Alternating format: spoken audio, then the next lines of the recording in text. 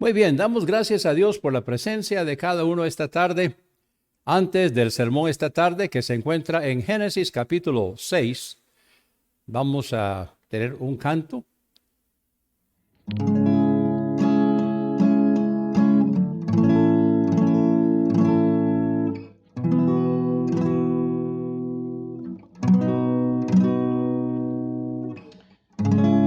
eres mi luz y mi salvación, a ti me rendiré. Si a tu lado estoy, seguro en tus manos nada temeré.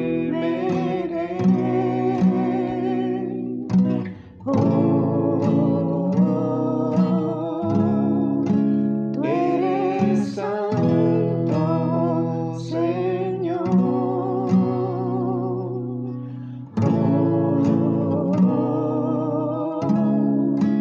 Eres digno de gloria. Solo en ti confiaré, yo nada temeré. Al frente yo iré, pues yo sé que vivo estás. Y un día volverás, nos vendrás a buscar y siempre reinarás. Aleluya.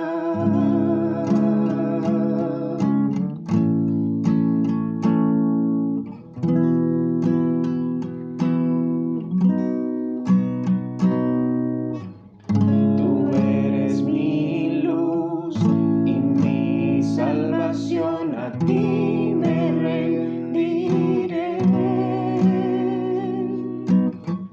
Si a tu lado estoy, seguro en tus manos nada temeré.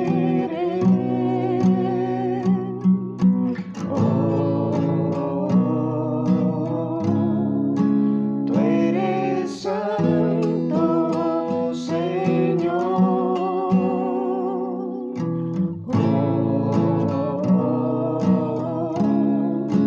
Eres digno de gloria. Solo en ti confiaré, yo nada temeré. Al frente yo iré, pues yo sé que vivo estás. Y un día volverás, nos vendrás a buscar y siempre reinarás. Aleluya.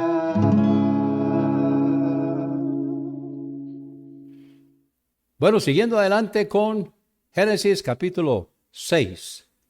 Vamos a ver que hoy estamos hablando del final de una era.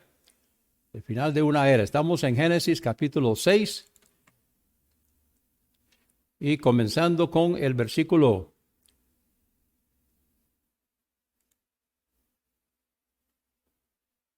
Génesis capítulo 6, el versículo 1. Vamos a leer dos versículos primeramente y después vamos a retroceder un poquito. Aconteció que cuando comenzaron los hombres a multiplicarse sobre la faz de la tierra y les nacieron hijas, que viendo los hijos de Dios que las hijas de los hombres eran hermosas, tomaron para sí mujeres, escogiendo entre todas. Entonces voy a regresar acá para comenzar a hablar un poquito en cuanto a esto. Dice que cuando comenzaron los hombres a multiplicarse sobre la faz de la tierra. Ahora, lo que he estudiado acerca de esto, lo que he encontrado, es que parece que esto comenzó comenzó a deteriorarse con el tiempo de Enoc. Cuando Enoc estaba caminando con Dios, entonces parece que Enoc del lado de Set, entonces al otro lado, al lado de Caín, estaba Lamec. Y recuerda que Lamec fue el primero que escogió dos mujeres. Y fue el que dijo que si castigaría 7 veces a quien matara a Caín, entonces para él serían 7 veces 7. Entonces ese es Lamec al otro lado. Y eso parece que comenzó entonces a influir. Entonces parece que los del lado de Caín comenzaron a acercarse a los del lado de Set y comenzó a desarrollarse entonces la desobediencia en la raza humana. dice entonces que cuando le nacieron hijos e hijas, viendo los hijos de Dios que las hijas de los hombres eran hermosas. Ahora, examinando un poquito en cuanto a esto, hay diferentes posiciones. ¿Quiénes son los hijos de Dios y quiénes son las hijas de los hombres? Hay diferentes posiciones. Una posición es que los hijos de Dios son ángeles. Yo me apego a lo que Jesús dijo, de que los ángeles son asexuales, por lo tanto no pueden tener hijos, y que nosotros vamos a ser como los ángeles en la resurrección, que no vamos a tener y no vamos a engendrar. Así que yo veo muy difícil que puedan ser, que los hijos de Dios puedan ser ángeles.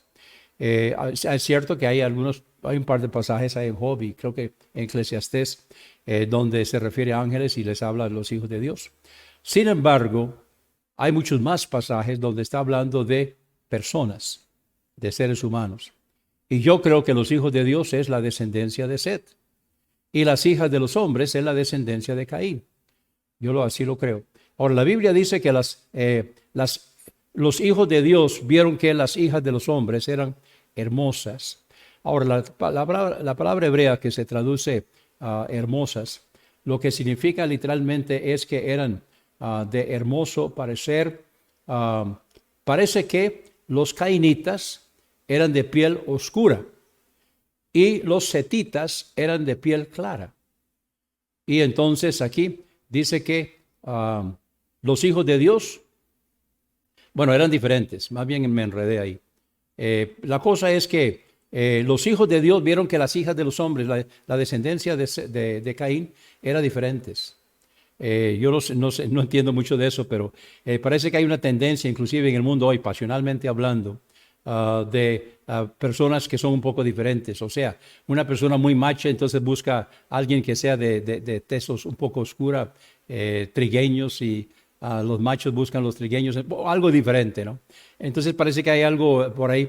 Y entonces la cosa es que yo lo que creo, y esta es mi posición, es que los hijos de Dios, la descendencia de Set, que es la descendencia de fe, vieron que las hijas de los hombres eran atractivas. O sea, era un asunto puramente pasional, era puramente atracción física. Ahora, la expresión aquí, donde dice tomaron para sí mujeres, escogiendo entre todas. Entonces hay algo que es puramente atractivo sexual. O sea, escogiendo entre todas. Este me gusta, este no me gusta, este me gusta, este no. Entonces, aquello de una atracción puramente pasional, puramente sexual. Inclusive nuestro Señor Jesucristo hizo una referencia en Mateo capítulo 24 y el versículo 38. Dice, porque como en los días antes del diluvio estaban comiendo y bebiendo, casándose y dando en casamiento. Entonces aquello de comiendo, bebiendo, casándose, dando en casamiento. Entonces vemos aquí que era algo puramente darle rienda suelta a las pasiones, darle rienda suelta a lo que llamaba al físico, y llamaba a los sentidos, y les llamaba la atención. Inclusive dice que eso fue hasta el día en que Noé entró en el arca. Vamos a regresar ahora a Génesis capítulo 4. Vamos a devolvernos un poco. Quiero que veamos aquí Génesis capítulo 4.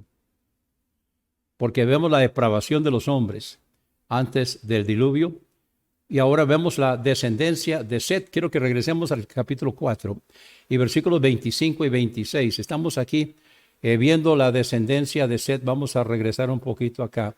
Y conoció de nuevo Adán a su mujer, la cual dio a luz un hijo y llamó su nombre Set.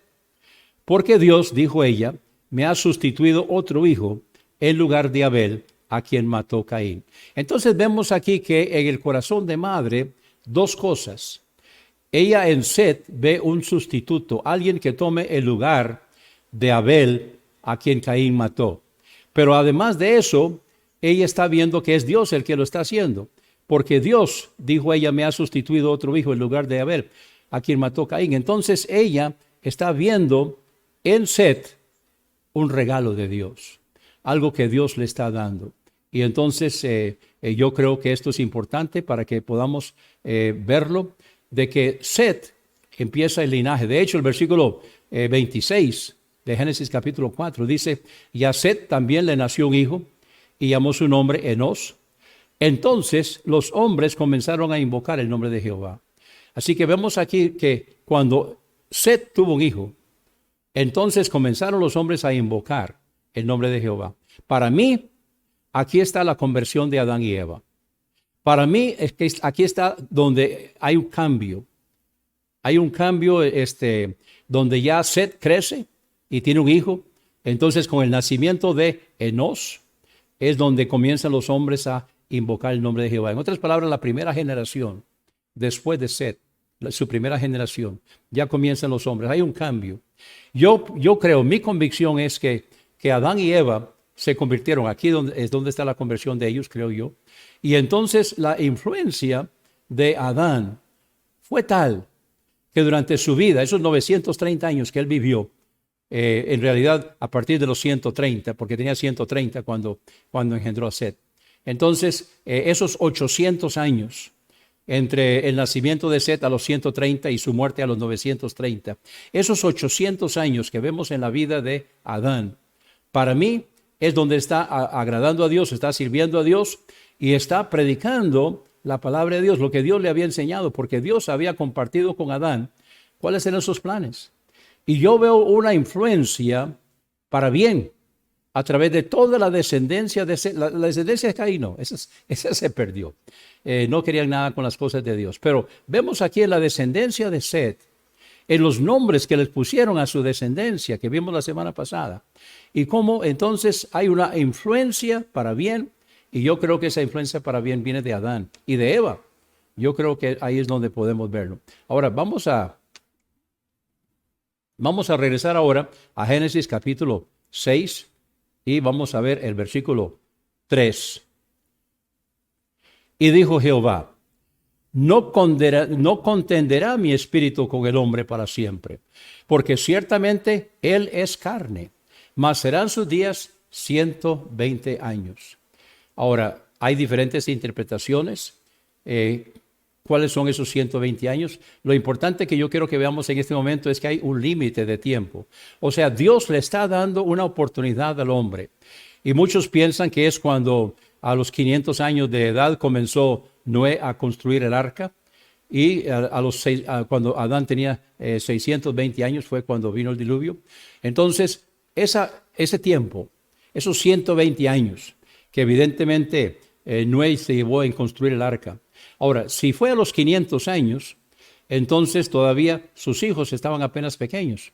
O sea, su hijo mayor, Jafet, estaba apenas naciendo, nació a los 500. Entonces, todavía no tenía edad para ayudarle. Esos primeros años, él estaba solo. Después nacieron los otros dos. Nació el primero fue Jafet, el segundo fue Sem, y el tercero, el menor, era Cam. Y entonces nacieron esos hijos ahí en cuestión de 6 años. Y ya crecieron y pudieron ayudar a su papá.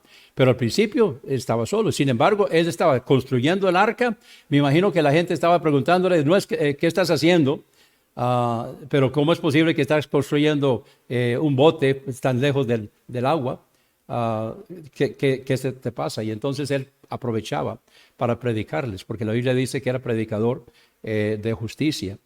Ahora vamos entonces al versículo 4, porque aquí vemos en el versículo 4 la descripción de gigantes y valientes. Dice el versículo 4, había gigantes en la tierra en aquellos días, y también después que se llegaron los hijos de Dios a las hijas de los hombres, y les engendraron hijos. Hay diferentes criterios en cuanto a los gigantes. En el hebreo es Nifelim, y estos Nifelim entonces se mencionan otra vez en los hijos de Anoc. Cuando entraron de Anac, los hijos de Anac, cuando ellos entraron a reconocer la tierra, aparece otra vez la palabra, y ellos entonces eran gigantes. ¿De qué tamaño eran? Bueno, Goliat era uno de ellos, y ahí se describe, entonces era una raza. ¿De dónde vino? Algunos han pensado que esa fue la marca que Dios le puso a Caín, de que serían gigantes, entonces sería fácilmente distinguibles. Otros han pensado que es el color de piel, entonces que Dios le dio a Caín una piel oscura, que eso fue lo que lo distinguió para preservación. No fue parte del castigo, sino que fue parte de protección, para que se distinguiera. Una cosa sí sabemos, era racial. La marca que Dios le puso a Caín no era castigo, sino que era para preservación, para protección. Y evidentemente era racial, porque ahí se menciona eso cuando Dios se lo puso en el capítulo 3. Entonces, ¿de dónde vienen los gigantes? Buena pregunta. Algunos tienen diferentes criterios. Había gigantes en la tierra en aquellos días y también. Entonces, los que han creído que los gigantes vienen de la mezcla de las razas, bueno, hay un problemita ahí, porque dice que ya había gigantes. Y también después que se llegaron los hijos de Dios a las hijas de los hombres. Y les engendraron hijos. Pero ahí estaban entonces los gigantes. Ahora, la mención aquí donde dice, estos fueron los valientes. Es otra palabra que se usa. Valiente significa que eran los guerreros, que desde la antigüedad fueron varones de renombre. Ahora, en la línea especialmente de Caín, es donde aparecen los nombres de renombre, donde ellos estaban buscando reconocimiento, donde estaban buscando la fama. Se ponían a las ciudades, se les ponía el nombre de ellos y ese tipo de cosas. Entonces, otra tendencia, y yo creo que por ahí va la cosa, es que eso viene del lado de Caín. Principalmente eran varones de renombre que sobresalían, que eran grandes guerreros y querían mostrarse muy valientes y querían que las ciudades fueran nombradas también para ellos. Vamos ahora al versículo 5. Vemos aquí hasta dónde llegó la depravación. Y vio Jehová que la maldad de los hombres era mucha en la tierra, y que todo designio de los pensamientos del corazón de ellos era de continuo solamente el mal. Yo creo que y un versículo en Judas, donde usa la palabra impío como sustantivo, como adjetivo y como adverbio. Yo creo que son tal vez los dos versículos de la Biblia donde hablan de que son impíos y cómo se comportan. La maldad de los hombres era mucha en la tierra y que todo designio de los pensamientos del corazón de ellos era de continuo solamente el mal. Qué tremendo. Ahora vamos a ver entonces cuál fue la reacción de Dios. La reacción de Dios en el versículo 6, se arrepintió Jehová. Ahora, no es que se arrepintió en el sentido de que cambió de propósito, no en el sentido de que no debía haberlo hecho, sino en el sentido de que le dolió. Él sabía lo que iba a suceder, porque Él sabe todas las cosas. Sin embargo, le dolió, se arrepintió de Jehová de haber hecho hombre en la tierra al ver estas consecuencias. Dice la Biblia, le dolió en su corazón. Ahora vemos la sentencia. Versículo 7. Y dijo Jehová, raeré de sobre la faz de la tierra a los hombres que he creado, desde el hombre hasta la bestia y hasta el reptil y las aves del cielo, pues me arrepiento de haberlos hecho. Ahora la Biblia dice que Dios no es hombre para que se arrepienta. Entonces no en el sentido de los hombres, sino en el sentido de dolor, en el sentido de ver las consecuencias, hasta dónde ha llegado, hasta dónde ha caído el hombre. Versículo 8, pero Noé, me encanta eso, pero Noé halló gracia ante los ojos de Jehová. ¿Sabe que esta es la primera vez que se usa la palabra gracia en la Biblia? Antes de eso nunca se había usado. Noé halló gracia ante los ojos de Dios, ante los ojos de Jehová. Entonces, qué lindo, donde vemos aquí que hay un hombre, cuando su padre le dio el nombre a Noé, le puso eso para que Él nos traiga paz y nos traiga tranquilidad y nos traiga descanso a nuestra labor. Entonces le puso el nombre de Noé. Y aquí vemos la gracia de Dios en cuanto a todo esto. Ahora, versículo 9. Estas son las generaciones de Noé. Noé, varón justo, era perfecto en sus generaciones. Yo creo que eso lo que significa es que él venía del linaje de Set sin mezclar la raza. Era perfecto en sus generaciones. Sin embargo, no dice nada en cuanto a la esposa. Muchos han pensado que su esposa venía del lado de Caín. Entonces yo no sé. Yo solo sé que Noé era perfecto en sus generaciones.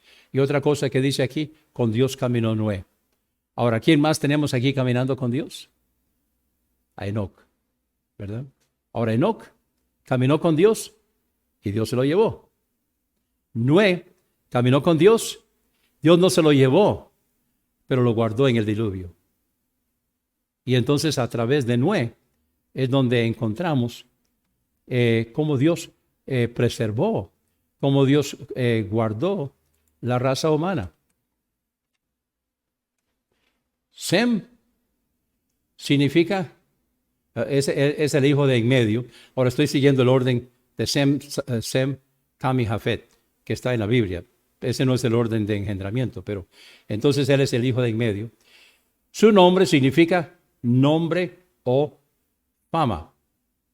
Es a través de su descendencia que se perpetuaría el nombre de Jehová y vendría el Mesías a través de Sem. Poblaron el centro, o sea, cuando hablamos de las poblaciones, cómo se distribuyeron, entonces los de Jafet al norte, los de Cam al sur y los de Sem en el centro. Su énfasis es en lo espiritual. Es interesante que las religiones del mundo vienen de los semitas, ¿verdad? Entonces, ahora no estoy hablando solamente de la religión pura, estoy hablando de todas las religiones. Vienen de los semitas. Ahí están también, ahí están las diferentes religiones, vienen de los semitas. Cam, el hijo menor, su nombre significa caliente, oscuro.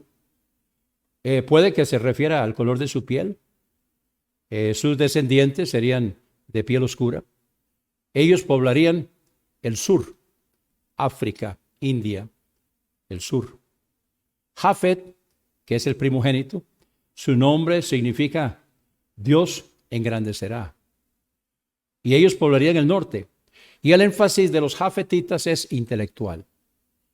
Entonces, cuando vemos donde habla de las tres partes del ser humano, vemos el intelecto, vemos el alma, lo espiritual, y vemos la carne. Entonces, en los tres hijos de Noé vemos esto. El intelecto, Jafet. Lo espiritual, Sem. Y la carne, Cam. Qué interesante, ¿no? Vamos ahora a Génesis capítulo 6, versículos 11 y 12. Aquí vemos la culminación de la depravación. Y engendró Noé 3 hijos, a Sem, a Cam y a Jafet. Y se corrompió la tierra delante de Dios, y estaba la tierra llena de violencia. Ahora, cuando hay hombres y mujeres de por medio, pasionalmente hablando, y un poco de licor, se desata la violencia. ¿Y por qué se pelean? Se pelean por las mujeres. Y la Biblia dice que ellos andaban buscando. Ahora, estoy seguro de que cuando ellos andaban buscando, a ver, esta sí, esta no, ellos no se ponían a escoger solamente las que eran vírgenes, y también las que ya tenían marido. Y esta me gusta. Bueno, sí, pero es mía, de ahí, pues venga. Y entonces una violencia increíble se desató. Toda la tierra estaba llena de violencia. Y miró Dios a la tierra, y aquí que estaba corrompida, porque toda carne había corrompido su camino sobre la tierra. Qué increíble. Entonces, ¿qué decide Dios? Dijo pues Dios a Noé: he decidido el fin de todo ser, porque la tierra está llena de violencia a causa de ellos. O sea, a causa de ellos es a causa de los que han desobedecido, los que se han apartado, los que han seguido el mal camino, la violencia a causa de ellos. Y he aquí que yo los destruiré con la tierra. Comenzando en el versículo 14, habla acerca del arca. El arca es algo muy interesante. Dice: hazte un arca de madera de gofer, harás aposentos en el arca y la calafatearás con brea por dentro y por fuera. O sea, Dios le está diciendo a Noé cómo hacer un arca. Él no sabía. Él no era constructor de barcos, él no era constructor de arcas, pero madera de gofer, que es una madera muy durable, y la harás aposentos en el arca. Esos aposentos eran se dividió el arca. Vamos a ver en un momento cuáles eran las dimensiones. La calafatearás por dentro y por fuera con brea. Y de esta manera le harás: de 300 codos la longitud del arca, de 50 codos su anchura y de 30 codos su altura. Ahora, yo personalmente creo que el codo no es este. El codo egipcio es este, de un codo a la palma de los dedos, que son 18 pulgadas. Pero vamos a trabajar hoy con ese codo. Yo creo que el codo más bien es este. El codo del templo, yo creo que más bien es este, que el que se usa para medir el templo en el tiempo de Ezequiel. Yo creo que es todo el antebrazo. Sin embargo, vamos a trabajar para mayor facilidad. Vamos a trabajar con un codo de 18 pulgadas de 45 centímetros para tomar algo para medir. Porque aún tomando esa medida, entonces vamos a ver qué es lo que encontramos aquí. Imagínense, vamos con el versículo 16. Una ventana harás al arca y la acabarás a un codo de elevación por la parte de arriba. Ahora, hagamos la distinción, porque en el hebreo se hace la distinción de esta ventana y la ventana por donde dejó salir el cuervo y la paloma. Entonces, son diferentes palabras en el hebreo. Aquí está hablando de una ventana, es una abertura, que yo creo que era un codo, dice la Biblia, un codo así. Todo alrededor, por arriba. Ahí entraría aire, saldría mal olor y entraría luz también. Y entonces era todo alrededor del arca, a un codo de altura. Luego dice, y pondrás la puerta del arca a su lado. Solo hay una puerta. Ahora, yo creo que esta puerta era suficientemente grande para tener acceso a los 3 niveles, porque dice, le harás piso bajo, segundo y tercero. Y he aquí que yo traigo un diluvio de agua sobre la tierra, para destruir toda carne en que haya espíritu de vida debajo del cielo. Todo lo que hay en la tierra morirá. Entonces Dios va a destruir todo lo que hay, o sea, toda vida. Toda vida. Solamente va a preservar lo que está en el arca, nada más. Quiero hablar un poquito de las dimensiones del arca, rápidamente. Ustedes pueden coger esto. Entonces vamos a suponer un codo de 18 pulgadas o 45 centímetros. Entonces tenemos una longitud de 300 codos. Estamos hablando de 135 metros. Una anchura de 50 codos. Estamos hablando de 22 metros y medio. Una altura de 30 codos. Estamos hablando de una altura de 13 metros y medio. Y una área de metros cuadrados de 3.037.50 metros cuadrados. O sea, metros cuadrados. En los 3 pisos. O sea, en cada piso tenemos más de 1,000 metros cuadrados. En cada piso. La capacidad, estamos hablando de 41,000 metros cúbicos que había en esto. Por piso, estamos hablando de 13,668, casi 69 metros cúbicos por piso. Esto es una barca muy grande. O sea, muchos de los barcos de hoy no tienen esas dimensiones.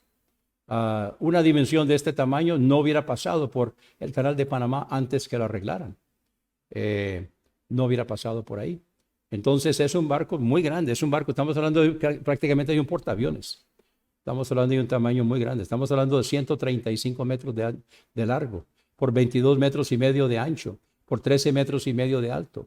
Así que podemos ver aquí de que es muy grande, suficiente para poder admitir los animales. Y vamos a ver cómo llegaron los animales. Aquí vamos a ver esto en un momentito. Vamos a Génesis 6:17. He aquí que yo traigo un diluvio de agua sobre la tierra para destruir toda carne en que haya espíritu de vida debajo del cielo, y todo lo que hay en la tierra morirá.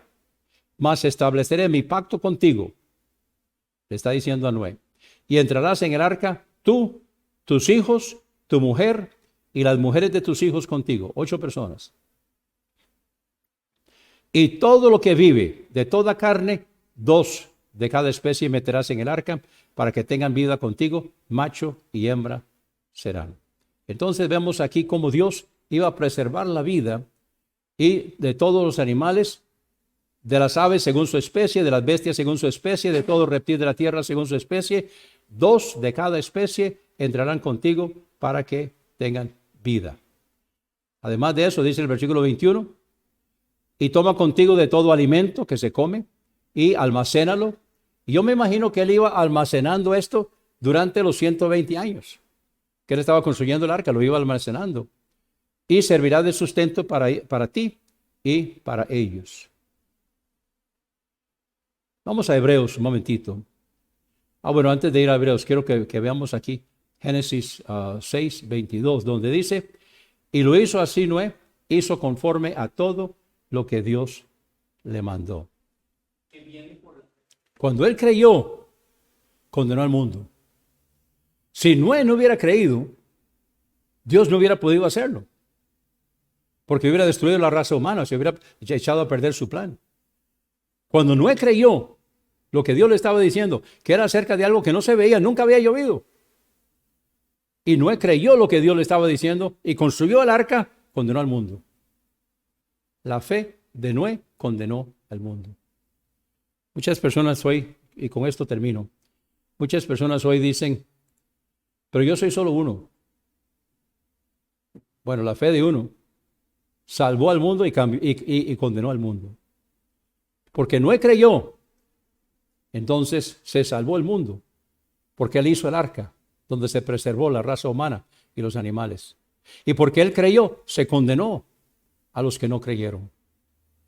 Entonces, la diferencia de uno, una persona puede hacer una diferencia. Y nosotros, tal vez uno dice, bueno, yo soy solo uno. Sí, puede ser una diferencia. El lugar donde Dios nos puso, podemos hacer una diferencia. Podemos vivir de tal manera que honremos y glorifiquemos a Dios. La tierra llegó a una maldad tan terrible que Dios no tuvo opción sino destruirla. Nosotros hoy vivimos en un mundo cambiado. Nosotros no vivimos en el mundo que Dios creó originalmente. Nosotros vivimos en un mundo cambiado como consecuencia del diluvio, porque en el diluvio se vino abajo ese océano en suspenso, que en el segundo día de la creación se hizo. Y ahora vivimos en un mundo diferente, un mundo consecuencia del diluvio. Pero nosotros hoy vivimos porque Noé creyó. Y nosotros podemos hacer la diferencia. ¿Dónde estamos? Si creemos, podemos hacer una diferencia. Si nos dejamos usar, si obedecemos al Señor, si hacemos lo que Dios nos está mandando a hacer, podemos hacer una diferencia. No quiero terminar el servicio de hoy sin dar oportunidad. Si las personas que me están viendo tienen una necesidad, tal vez no ha habido un momento en su vida que usted reconoció que es pecador, pecadora, se arrepintió de todo corazón y aceptó a Cristo como su Salvador personal. Entonces, esa decisión puede cambiar su vida, cambiará su vida. Si usted reconoce su necesidad y acepta al Señor como su Salvador personal, Dios quiere darle algo diferente. Dios quiere darle una vida diferente para la honra y gloria de Él. Acéptelo hoy. Y si ya usted es creyente, hijo de Dios, salvado por la gracia del Señor, entonces déjese usar. No era solo uno, pero porque Noé creyó, salvó a la raza humana y condenó a los que no creen. Usted también puede hacer la diferencia de uno. Gracias, Señor, por tu palabra. Gracias, Señor, porque en ella encontramos lo que necesitamos hacer nosotros y que podamos honrarte y glorificarte con nuestra vida. Que las decisiones que necesitan ser tomadas hoy puedan ser tomadas. En el nombre de Jesús. Amén. Bueno, ya vamos a terminar el servicio de hoy. Quédese en línea para tome nota de cómo puede comunicarse con nosotros y que podamos enviarle material para poder ayudarle en sus decisiones con el Señor. Dios le bendiga. Si este programa ha sido de bendición para su vida, contácteme. Anote mi celular para que me contacte por WhatsApp 8708-5569. De nuevo, mi celular para que me contacte por WhatsApp 8708-5569. O puede escribirme al correo ministerioshermanowalter@gmail.com. Mi correo es ministerioshermanowalter, palabras completas sin espacios, ministerioshermanowalter@gmail.com. Será un gusto saber de usted.